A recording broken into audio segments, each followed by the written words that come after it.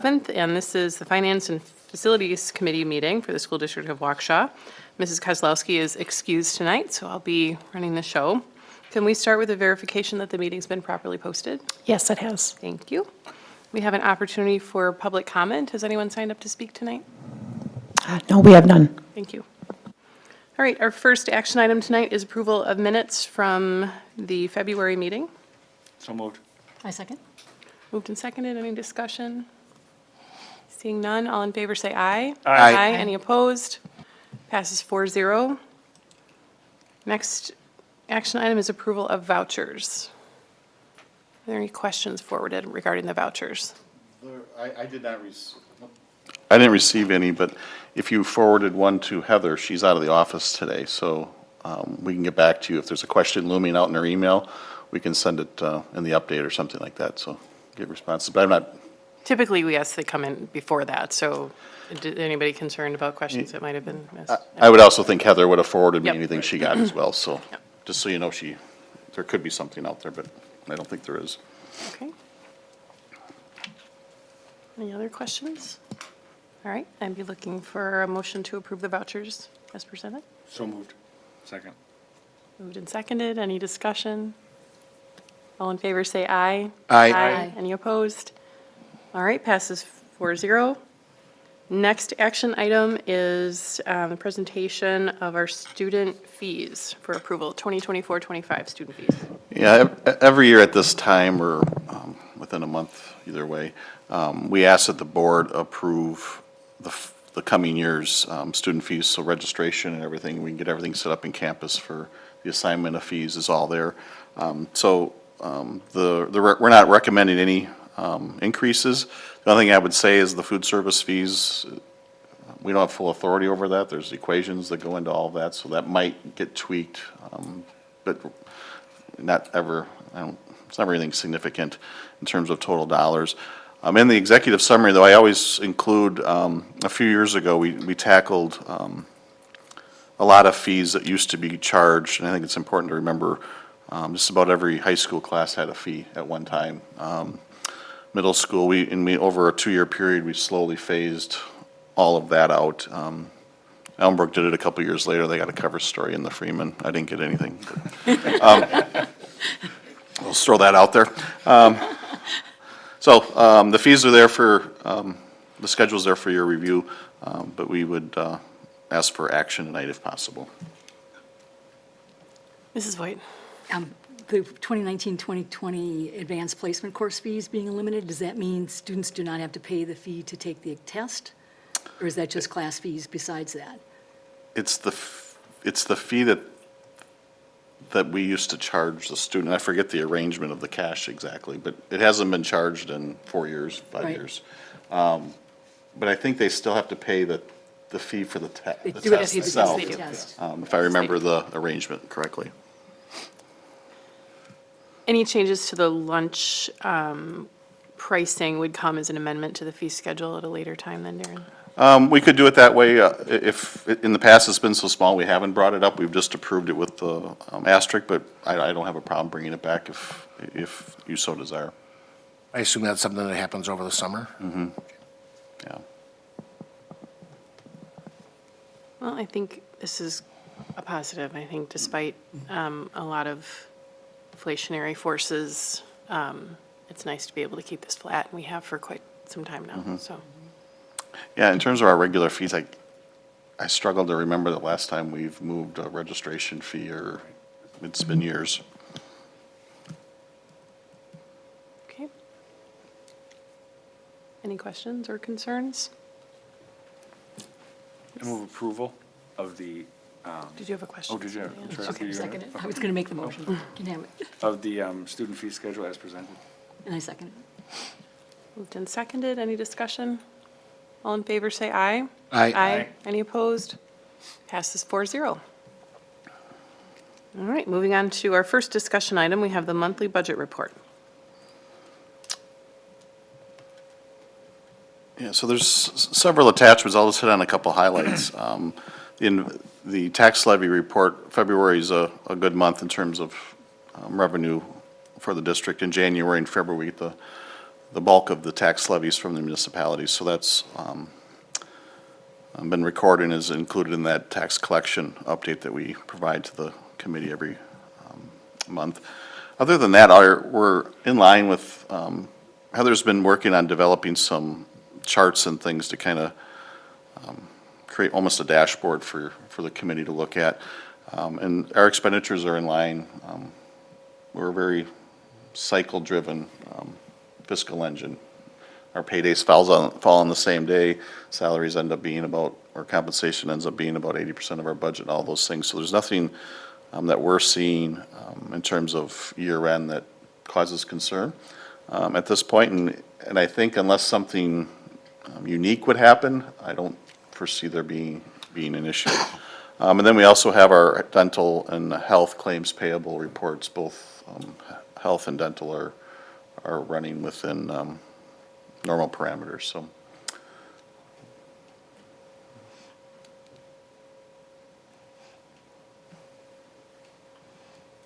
Any questions?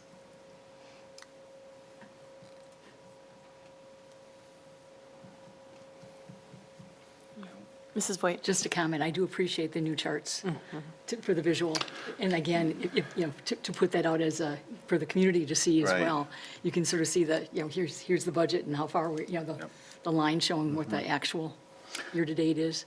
I think the one thing, a slight thing, I mean, in terms of how our overall budget's, it's small, but the non-compensation, like the capital equipment, all that, keep in mind we have Verkada, we have some unique things of use of fund balance, so that might look just slightly, but you might not even notice it on that graph because we're a significant sized operation, but that'd be the only thing I could see in those graphs that towards the end of the year might look a little different. Instead of a lot of numbers, it's just a good visual. Yeah, and we'll keep working on it, and if you have ideas of things you would like to see, we can certainly build this dashboard out a little more as well. No, it's extremely helpful. I think we all would ask the same questions. What has it been like for the last several years? And now you have it all in one place, and we can see how we're trending to budget, so appreciate that.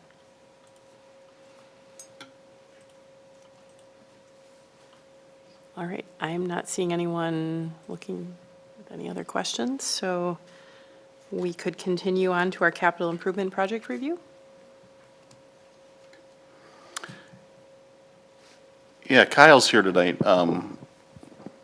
He'll be with us the rest of the night as well, but we're busy developing our list, and actually it's pretty much finalized for the capital improvement projects that we're going to be tackling this summer. I'm going to share my screen here. Just one second.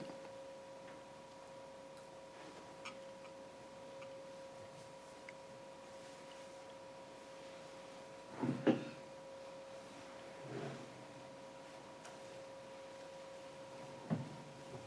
going to try to share my.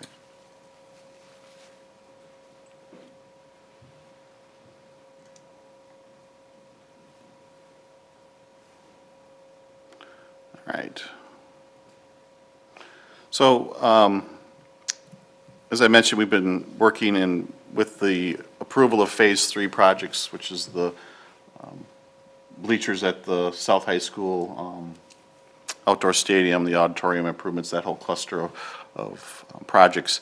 I started just building this on, I was going to report on that, but I also thought with all these things going on, I'd kind of take a look back on some of the things and highlight some of the things we've done, how we've funded them, and then talk about some process improvements that the service building is doing in terms of how we manage projects now a little differently than we have in the past. So the first thing, after the security projects of the referendum were done, our focus, and primarily that was driven by COVID, was improving our HVAC systems in the district. I don't know how many, I'm losing track of who was on the board when, but Patrick was always around. But other than that, MERV 13 became a big thing. MERV, we were talking MERV infiltration and plasma ionization and all these things. And it's just so quickly how you forget the terms in the environment that the discussions were often held in, which is probably a healthy thing.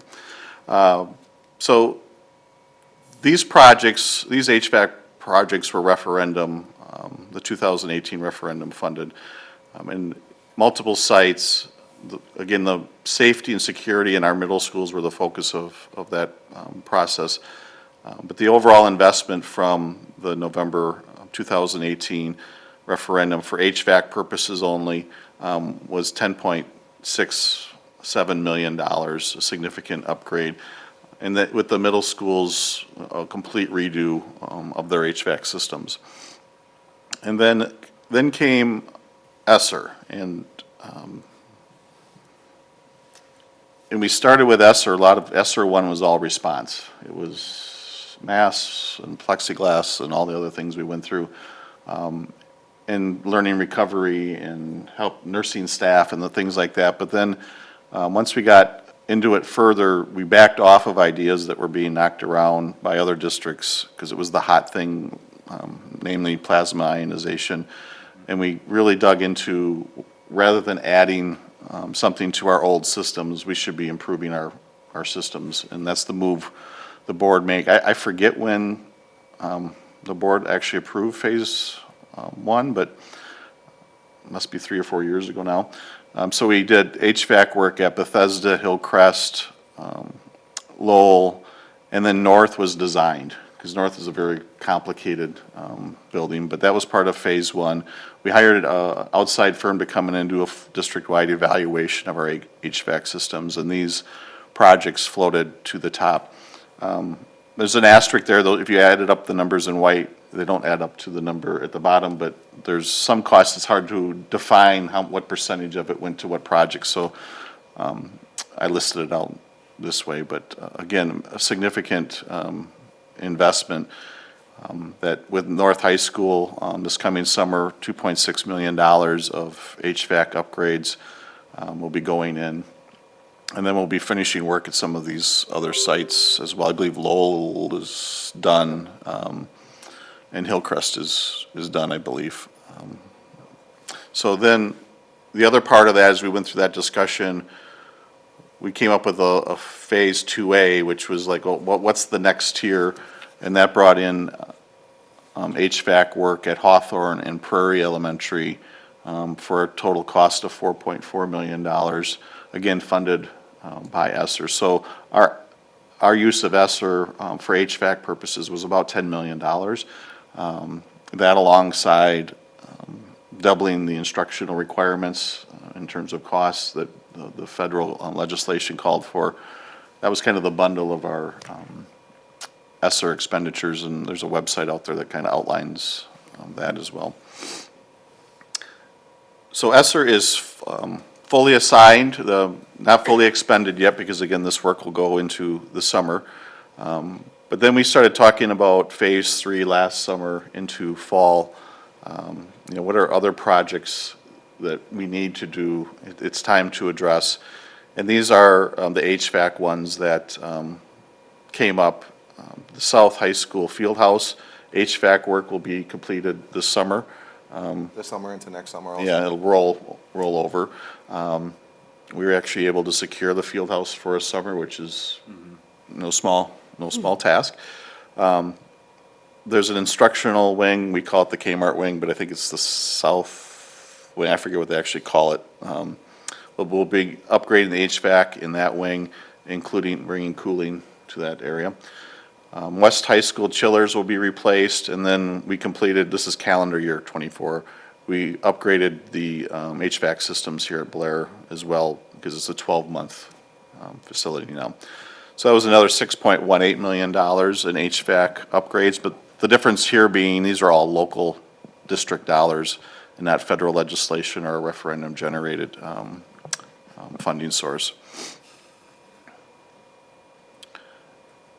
So here's a summary of everything. So since 2019, I guess, when the work was actually accomplished, through the end of this coming summer, we'll have funded and implemented just over $27 million of HVAC upgrades in the district. Sizable amount of money, definitely, and really has made a dent in what is, we have older buildings, that's just the way it is, and our buildings and ground staff have been asked to keep those systems running for a long time, so we have more to do, but this is certainly a great start and something that I certainly wouldn't have seen happening 5, 6, 7 years ago. I mean, I don't know where the funding would have come for us. So a lot of work's been done in this area. The other part of Phase 3, this was the group of projects that was approved last fall. Oh, I'm Ms. Boyd sorry. had a question. Do you Before we mind move if? on from HVAC, just a quick question. What is the abatement? You mentioned one of the soft costs was abatement. Is that like an asbestos kind of abatement? It's asbestos abatement, yep. It is, Yep. okay. Like in the, A lot of time it's pipe wrap and things like that. Fittings and stuff like that, so a lot of times it's just small areas, but there's a lot of it. So then we just, we go into those areas and we make whatever we can in that area. A lot of time people think of it as just flooring, but it's everything. Yep. It's in a lot of areas, but we've made a lot of progress, and I don't know if we could track that very easily, but we've done a lot of abatement over the last handful of years. A lot of flooring for sure. And we make it a budget assumption going in projects like this, a percentage, just like a contingency. It's there, so. and then the other question is, with this HVAC work done, how many buildings would be without air conditioning? Do you mean without in terms of all of their building? Because Every classroom. every classroom? Ooh, Not at this point. Air conditioned, you mean? Yeah, not everyone at this point is air conditioned. yeah. We're working on it. Some of them have, we went with the window units to try to get us some more time. But eventually, that's the goal, is to have them air conditioned. Yeah, And then just with the work that we've done, it puts us in a good spot to move forward and move ahead, using our operational dollars instead of, the ESSER funds and all that, so. yeah, it's hard, because, let's use Hillcrest, if I remember my buildings right, as an example. Parts of the building has venting and things like that, but then some of those classrooms are univentilators. There's no venting to that building like here at this building, it just happened to be a vented building where bringing cooling was much easier, but, so I always say in our facilities, it's never always and it's never everywhere, because there's always some exception to that. And then at the elementary level, there's some areas we just don't cool, gymnasiums and things like that, because the cost involved in the equipment needed just isn't there, but we're trying to get into the instructional spaces, which actually the improvement at South on that wing is probably our most frequent area where we hear that it's really impacting the day. Thank you. And I should add at South, the HVAC improvements in the field house would also bring cooling to that, so when graduation comes around, that's another common thread of conversation we get as well. So the rest of Phase 3 is the stadium bleachers at South, the North High School tennis courts within a partnership with Park and Rec. That project is complete, and then we have high school, all three of the larger high schools, auditorium upgrades that are being implemented this summer as well.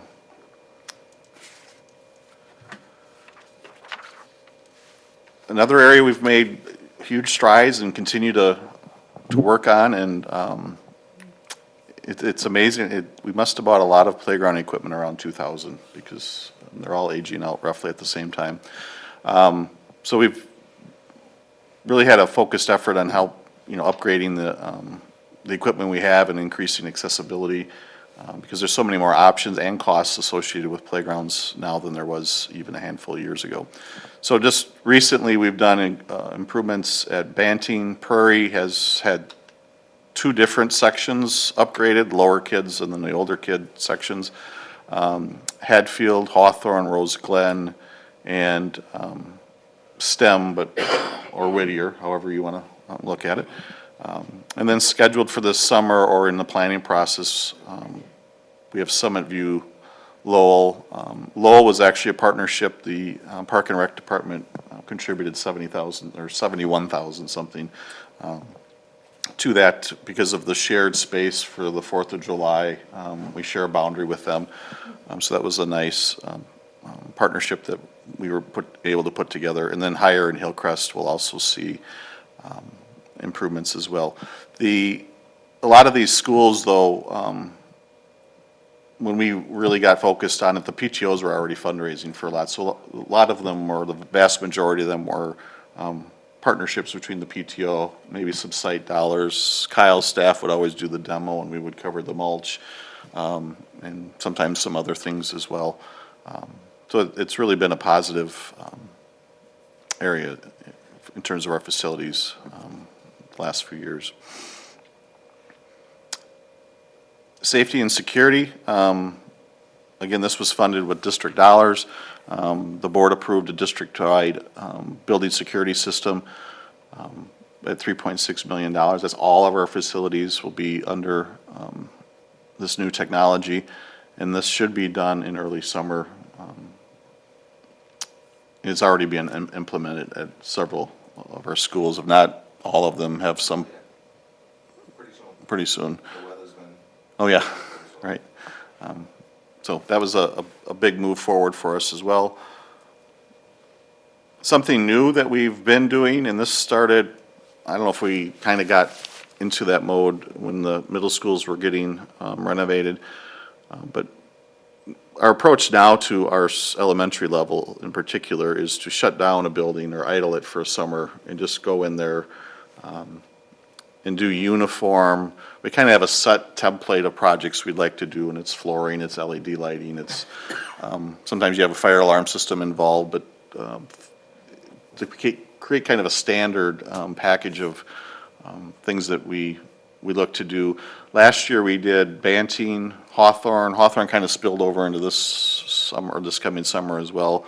The timing, we didn't know we were necessarily moving, but Blair became a project that luckily we were able to do during the school year.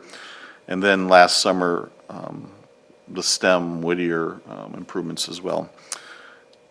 And then this summer we have Higher, Prairie, and Rose Glen. Rose Glen will actually, I think, roll into the next summer as well with some of their work. But and this goes to staff helping us out. They were great during COVID when we hit the accelerator on the middle school projects. Literally within a week, it seemed like they were all packed up and ready to go. So the principals and everyone have been great with this format, but I think they like the consistency of knowing what, we're not everywhere every summer because you get spread so thin, you don't feel like you've accomplished much of anything sometimes, so. And then a couple of things we have done and had completed, were actually done during the school year. Normally you get the 12 to 14 weeks in the summer. You really have to hit it hard, and the rest of the year you're just stuck with, in terms of maintenance and projects you want to accomplish. You don't have access to the building, sustained access to the building. So Kyle put together a plan with a company where at Higher Elementary, we actually swapped out the entire building to LED during the school year. And we usually figure on a capital project, a sizable one, if you can do it not in that 12 to 14 week window, you save about 15 to 20% because it's not peak time. So every other school district's got the same exact window of time. Banting Elementary, this is a major upgrade in terms of accessibility, but also something we're doing during the school year is a chairlift install. If you walk into Banting right away, you're faced with stairs that go up or down. I think there's 3 levels. This will make the building accessible in terms of getting to each floor. And that will be happening over spring break we're hoping for. West High School stepped up to the plate. We actually did a significant roof replacement over the auditorium wing of the building at the beginning of the school year, live in the school, and it went really well. And then at Pleasant Hill, where Richardson's leasing that space, we did a roof replacement this past fall, which was much needed, and partially funded by the rent we get for that building. But we're trying to do more and more of this, especially the lighting we see as a real opportunity going forward. So this coming summer, I don't know if I ever added it up, but we'll probably be doing about, if we add Verkada in, $8 to $10 million of district-funded projects. Questions? Thoughts? Mr. Webb? Yeah, I'm just curious, I know last time we talked about some of the HVAC projects, you had talked about some of the lead times on materials and parts. I had made an assumption that some of that was market-driven. Are we still seeing those kinds of lead times, or is that starting to ease? Do we have any concerns about materials that we'll need for this summer? No, so that's kind of why it was drawn out for so long, just based on those lead times. So, you know, as stuff was coming in, they were planning on, okay, we can install it then.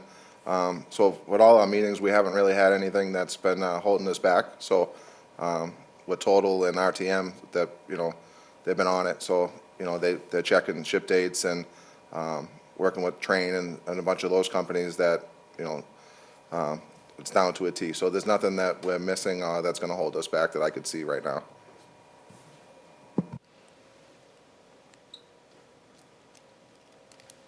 Anybody else?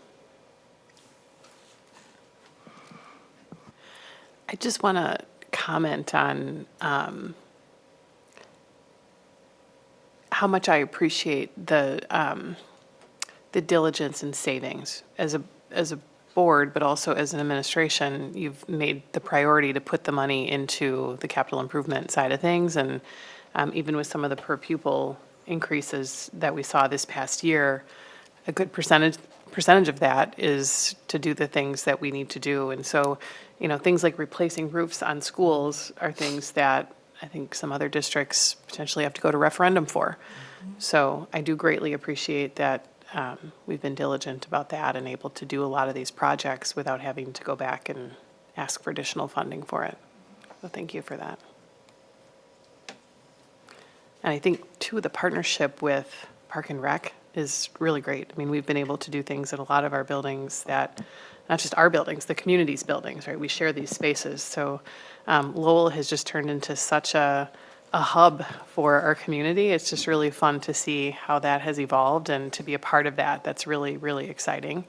Along with all the work on the playgrounds, which I know we were talking about that just a couple of years ago. And I'm really grateful how you guys have stepped up. And I mean, they're beautiful spaces. They really are. So they've filled those communities with, I think, a lot of good resources. And Yeah, the playground structure at Lowell is really going to be, that's a huge one area, and it's going to be completely swapped out with poured base and everything. play, So, yep.